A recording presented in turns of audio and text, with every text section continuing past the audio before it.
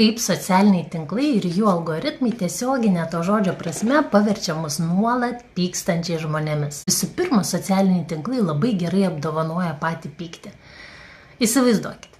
Parašote aštresnį komentarą, pasidalijat kažkokiu tai labai piktų įrašų arba sureaguojate labai kategoriškai ir staiga gaunate labai daug patiktukų, reakcijų ir komentarų. Smegenims tai tampa signalu, aha, šitas veikia, ir tada kitą kartą yra lengviau sureaguoti piktai, nes sistema tarsi parodo, va šitas veikia, o pyktis tampa greičiausiu būdu tapti pastebėtam. Antra, toks pyktis labai greitai tampa užkrečiamas.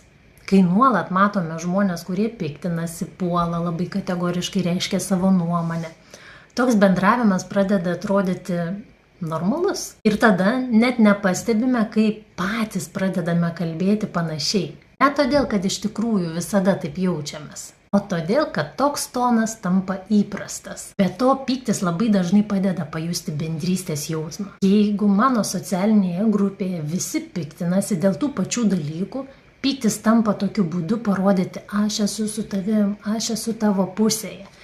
Ir galiausiai, socialinių tinklų ar algoritmai labai iškreipia mūsų vaizdą apie pasaulį ir apie kitus. Jie į viršų iškelia dažniausiai ne tai, kas yra ramu, tikslu arba naudinga, o tai, kas labiausiai dėmesį.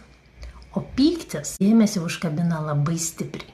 Todėl mums gali pradėti atrodyti, kad visas pasaulis aplink nuolat yra piktas ir niršta. Visi žmonės pikti.